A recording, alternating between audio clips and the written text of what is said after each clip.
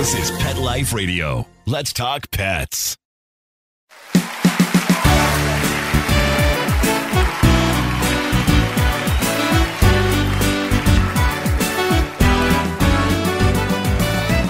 Hey everybody, welcome back to another episode of Groomer Humor on Pet Life Radio. Once again, we are your hosts. I'm Rudy V, along with Anthony Ray. Special thanks to our producer, Mark Winter, and Pet Life Radio for giving us the opportunity, and a special thanks to you guys for listening to us. In this episode, guys, we're going to be talking about dog parks, doggy hotels, and doggy daycare. Some of the do's and don'ts, some of the pros and cons. We got all of that coming up in this episode of Groomer Humor. Pets are part of the family.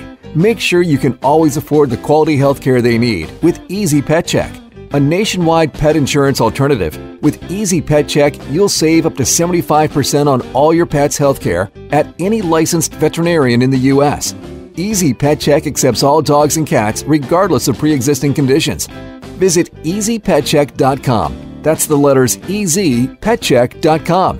Taking care of your pet can be easy with Easy Pet Check. Let's Talk Pets on PetLifeRadio.com.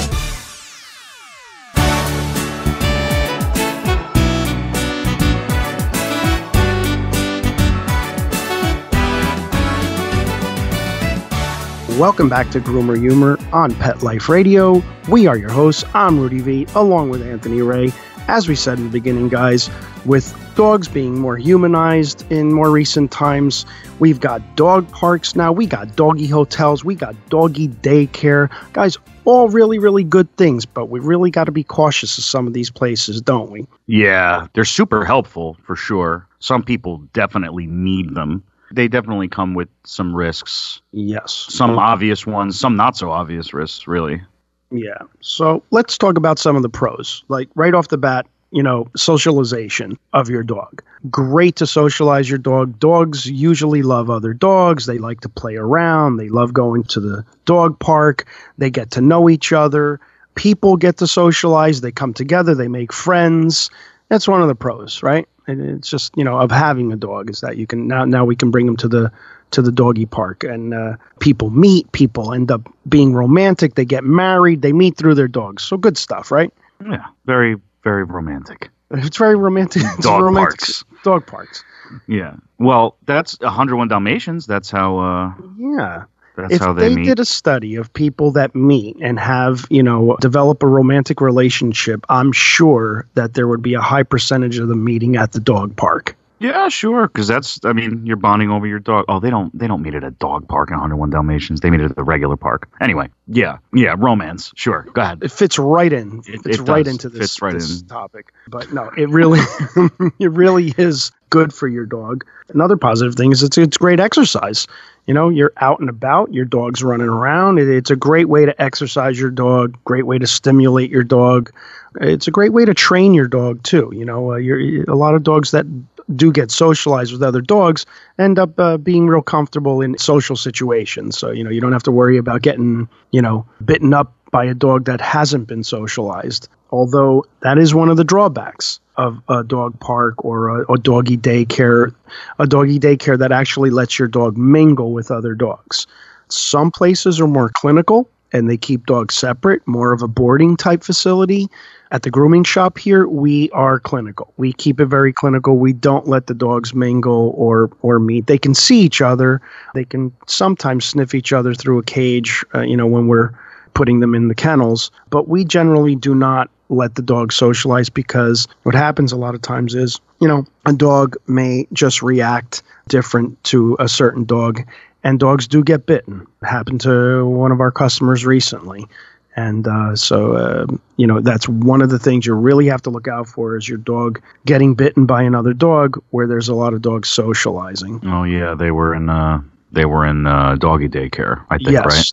Yeah, they were in a doggy daycare, dog got bitten. And sometimes is a lot of times. Sometimes is a lot of times. And a lot of times are sometimes. I don't know. Either way, they're times. Yeah, but you're a regular John Lennon today. I don't know.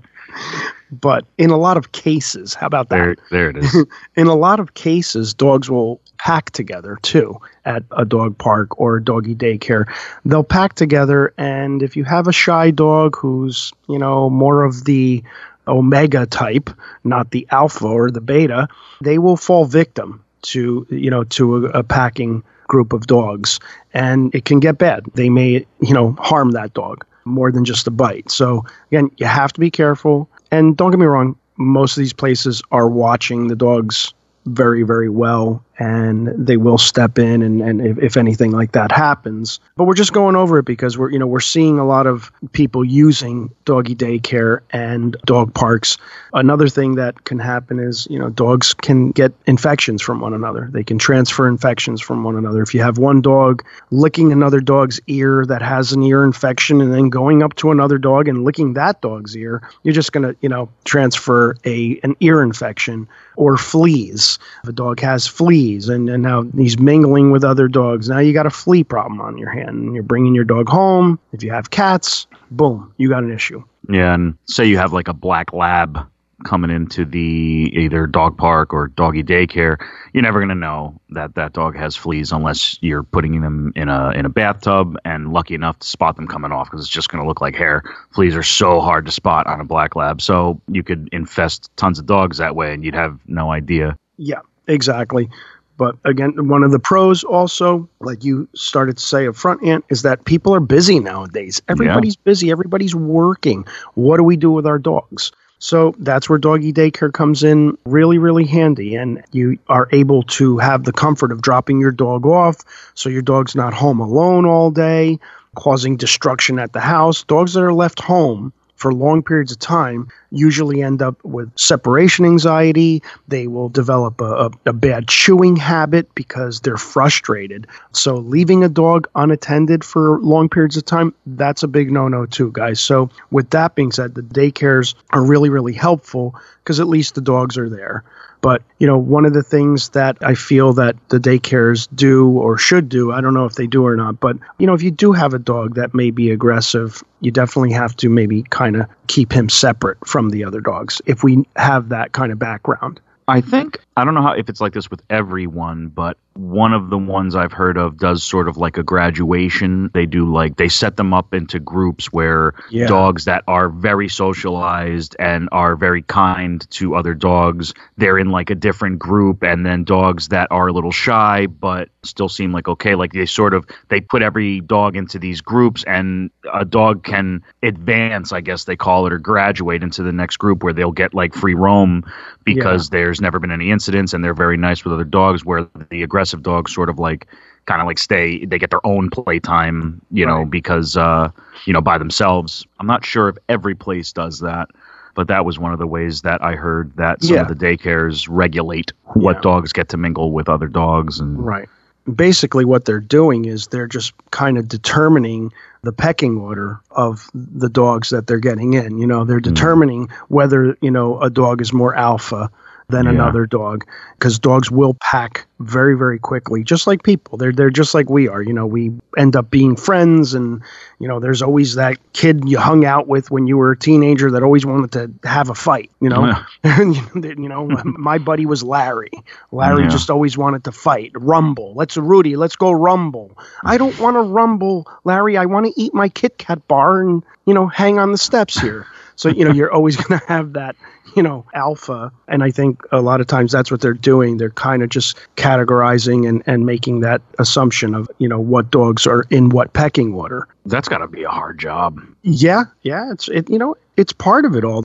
It's hard, but it's also it's a great job, because who would have thought all of that? Yeah. You know what I'm saying? I mean, who would have thought that it would come in this direction where our dogs are so doted over and being figured out and learning? Like, we're learning more and more about dogs all the time and how we can better fit them into our lives, whether it's our, socially or our business lives, our work schedules. So all this stuff is good. And we're not in any way downplaying any of this. It's just, as the pet owner, you might want to ask some questions. There are a lot of these places popping up, And some of them, what you really want to look for is people with dog experience. People will jump into this industry, whether it's dog grooming or boarding facilities, and they will jump into this industry for the sole purpose of making money.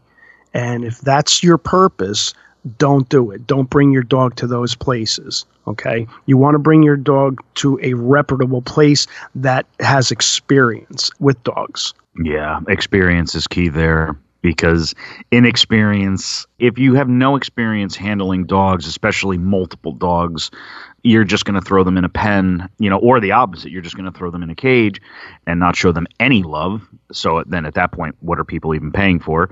Or you're going to just let them all mingle with no regulation, and that's how you're going to have more accidents. That could happen anywhere. Not every grooming shop is as clean as ours. Your dog can get an ear infection from a grooming shop. Your dog can get bit at a groom. Some grooming shops let the dogs mingle. This stuff can happen anywhere, but you have a much higher chance of something happening if you go to an establishment that has no pet experience, no dog experience, and they just sort of hired young kids looking for a college job who don't really care. Yeah, and a lot of times that's the case, and a lot of times it's not the case. A lot of times you do have young kids that have, that really want to break into the industry, and because they want to choose it as a career. And experience only comes with experience, guys. I mean, you're not going to really know dogs unless you've worked with them. Maybe you were a vet tech or a dog groomer, or you worked at a boarding facility. You really want people to be able to determine where the social status of your, not social status, what am I talking about? Where your dog stands as far as his pecking order. Where is he? Determine what type of personality a dog may or may not have.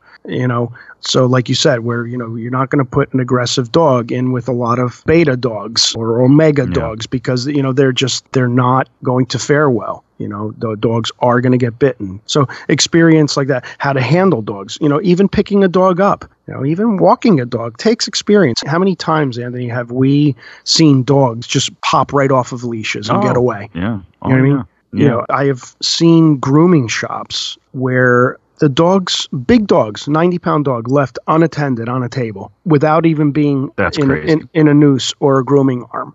This is lack of experience. This is not safe. Yeah, what that is an inexperienced groomer putting the dog on the table, and then the phone rang as they were putting the dog on the table, and they completely forgot to noose the dog, and they went to get the phone and left the dog unattended. It's a mistake. It's a major mistake. Yeah, you shouldn't be, texting your boyfriend or your girlfriend while you have a dog on the table. It's just it's not the time. We've seen it. I've seen it firsthand, and it's like, whoa, it's almost hard to watch. Right. Gauge it like this. Would you do that if you were in a grooming school in front of your instructor? Does that sound like the right thing to do? No. A lot of the experience that you gain with dealing with dogs, a lot of it is common sense, but there are things that just wouldn't occur to you. Like, it's really cute when dogs mingle together. If you're real young and no experience and you're just excited to be working with dogs, it might not even occur to you that something bad can happen. You might just go right into it. Oh, look at them, they're playing, and next thing you know, they're down an eye. It's just you don't know. Yeah, and you have to get to know your breeds too, because all dogs have similar personality types based on their breed too. They're inherent. A lot of dogs, their habits are inherent due to the type of breed they are. So again, experience is going to come when you're around a bunch of different types of dogs. And you can see it even at dog parks. The one thing that I think that I would suggest at dog parks is someone should be overseeing them. And maybe they do. I don't know. I've never really seen anybody actually working there. But I feel that someone should actually be working there to kind of oversee things. Like a lifeguard. Yes, like a lifeguard. Anthony, that would be a good job for you since you're so lazy. You could just sit on a bench. Yeah. You could just sit there and whatever. No, I could eat. You could eat, go pee on something. You can become one with the dogs. I kind of am pretty dog-like as it is, so I'll fit right in. The dogs won't know that anything has changed, that they don't know, they won't realize someone's watching them. They'll just think I'm a sheepdog. Right, they'll smell you and think that you're one of them. Right. I just created a position for you. Yeah. Anthony, the dog park dog officer. Dog. Anthony the dog park officer dog. Officer dog. Yeah. I think it's a perfect position for you. It is. But that's actually, even though you're being a complete jackass right now, it's actually a pretty good point that you made, having like sort of a watcher. Yeah, I made a good point. You did make a good point, because it could be just like lifeguards. You could say, whatever, walk at your own risk after a certain time. Once they go off duty, then there's nobody there. It's like, you can still go in there and let them mingle, but there's nobody there to help out. As groomers, we should also ask questions such as, has your dog been to the dog park recently, or, were they at the doggy daycare? Because a lot of times we see it all the time. A lot of times those dogs will come in with fleas or an ear infection, and people will wonder, well, where did they get it? How did they get it? Usually from another dog. Yeah. It's common. It's not like very you're common. doing not like nothing you're doing wrong. anything wrong. No. You didn't do anything wrong. It's just that if they did end up getting fleas from one of the places, then you got to deal with it. Flea shampoo, flea dip, get it done. It's a risk. Some people don't even have a choice. They have to, some people are just that busy, and they have a heart. An old friend of mine I used to live with, she had a dog. She got a German Shepherd. Luna, you guys have heard about her, and she had to take her to some daycares a lot because she was opening up a business. She knew she wasn't going to be home a lot, and it was the right call. She had to, because the dog was going to just be alone way too much. Yeah. And the timing just worked out that way. So she brought her to a daycare center, and the dog loved it. So it's necessary sometimes, because you don't have to do it every day either. I'm sure it gets expensive, but I think she used to take her a couple times a week. It wasn't even like an everyday thing, because certainly dogs can hang out at home for the day once in a while if you're not there. But yeah, she used to take her a couple times a week, I think. And it was, it always worked out very good. It's a great invention. Takes a little bit of pressure off of the dog walkers and the people who watch dogs for, whatever, their friend, or they have like a little business. It helps them out. Definitely. You definitely don't want to leave a German Shepherd alone at home either. No, German Shepherds are the type of breed that just really, they cling to their owners like crazy. They really need people, because that's the perfect example of a dog that will really suffer from separation anxiety as a German Shepherd. They are designed to be with someone. Yeah, exactly. That's why I was saying that was a great call by her to realize doggy daycare is definitely a necessity here until her schedule evened out a little bit. Yeah. And German Shepherds, the ones that I've met, I don't know if this is like fact or anything, but all the Shepherds I've met absolutely adore other dogs. They love playing with other dogs. They're a smart dog. Yeah, because they're very smart. Yeah, dogs like Shepherds, I'm sure, flourish in that. If they're all like that, I'm not really sure. I probably should know that, but no, listen, personalities. You are, yes, I'm going to agree with you on that. But dogs vary. Personalities vary. You can get the sweetest Doberman Pinscher and the most aggressive Maltese. It doesn't matter. Yeah. It all depends on the individual dog. But just to reiterate here, guys, this is a good thing. It's a necessity. And there's some, really good points. There's really good things about this, and there's some really bad things about it. So you really do have to be careful with what you're doing, having your dog mingle. So we're going to go to break. When we come back, we're going to talk a little bit more about it.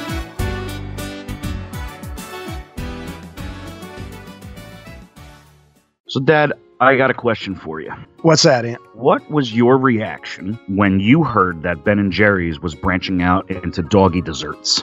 And when I found out that Ben & Jerry's was now for dogs, I ran to the freezer and pulled out a pint of Peanut Butter World. I ate it so fast I gave myself a brain freeze. I had a very similar reaction, actually, except I went with the Cherry Garcia. Oh, I love that flavor. Yeah, that's the classic flavor, the Cherry Garcia. Yeah.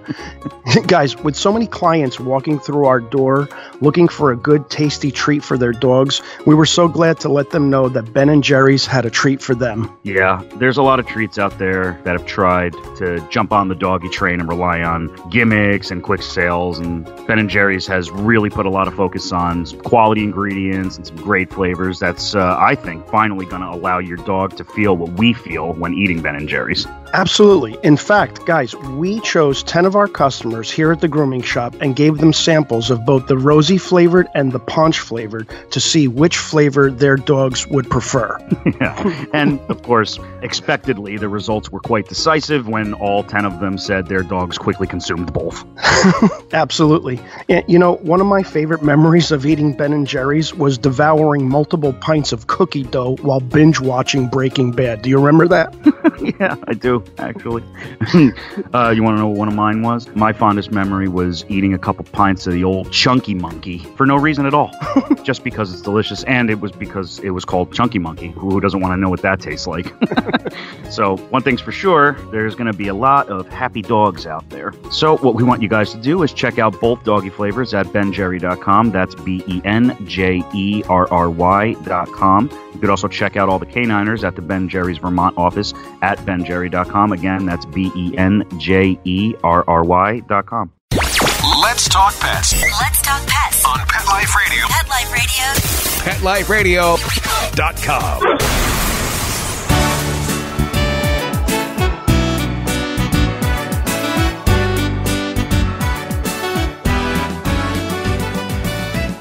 Welcome back to Groomer Humor on Pet Life Radio. We are your hosts, as always. I'm Anthony Ray, hanging out with my dad, Rudy V, and we're talking about doggy daycare centers. And, yeah, they're awesome. And they do come with some risks, but it's basically your call. Depends a little bit on the breed that you have, too. Some breeds, you kind of can just, if they're going to be home for the day. Some breeds really do just sleep and don't really care to run around and stuff like that. Believe me, I used to have a pug. I know, he was totally content just laying in bed all day. But yeah, there's other breeds like we were just talking about before the break, like shepherds, where if you're not going to be home a lot, you might want to look into a daycare center because they want to be out and running around and having some fun. So yeah, doggy daycare is a great idea. Dog parks, another great idea. Sometimes a little risky, ear infections like we were saying, but all around worth it. Yeah, I would say that would be my opinion. Definitely worth it. Some people really, really need the help, And yeah, my pug that we used to have, I would leave for work at whatever it was at the time, 8:30 in the morning, and he would be in my bed with me, sleeping on his back, with his belly straight out in the air, and I would come back home 6-7 hours later, and he will not have moved even an inch. Same position. Same position. He's just like me. He would just, if he didn't have anything to do that day, he was totally fine with it. So some people have some dogs like that, where the dog could not care less about going to a daycare center, go to work, stay home. I'm going to sleep right here. Cats are like that. Yeah, definitely. And, I'm kind of wondering how the doggy daycares, doggy hotels are actually doing right now. I don't know how they're faring through the pandemic because more and more people are home with their dogs now. So hopefully, these places are doing okay and able to stay open. Yeah, so, I sure hope so, because whenever we reach whatever our new normal is, or just normal, we're going to need them. They're going to be back on the clock. And hopefully enough of them, were able to keep their doors open even slightly throughout all this, because so many people are home, like you said. Because I think it is important to have doggy daycares, for sure. Definitely. It's good for the dogs. Like we said up front, it's great to socialize the dogs like that. And 90% of the time, everything's okay and the dogs are okay. But, that small percentage of your dog meeting an aggressive dog, it can be bad, depending. You can end up with a severe bite or something, and now you're rushing to the vet. But, for the most part, they are very safe. Just be careful. Keep your eyes open and get to know your breeds, too. If you are a dog owner, look at what dogs are mingling with who, see how they're reacting. You may point it out yourself. You may end up going to a doggy park or something like that. Use your own judgment. Yeah, that's really what it comes down to. Use your own judgment. If your dog is easily susceptible to different things, get sick a lot or whatever. Yeah, infections. Daycares might not be the best place for them. They're going to get sick, or they're going to get another dog sick. But yeah, it's really just judgments. It's really, not all of it is common sense. Some of it is just learning. Some of it is you just got to pay attention, really. Right. Let us know what you think. Yeah. Let us know what you think. Thanks so much for stopping by, guys. As always, we'd like to thank our producer, Mark Winter. Thank you so much, Mark. If you haven't already, head on over to our YouTube channel. It's called Grooming by Rudy. That's Grooming by Rudy on YouTube.com. Leave a comment, like, share, and subscribe. We want to hear from all you guys. You could also like Grooming by Rudy on Facebook. Follow Grooming by Rudy on Instagram and Twitter. It has been an absolute pleasure, as always. Until next time, take care of yourselves and your pets. Let's Talk Pets, every week on demand, only on PetLifeRadio.com.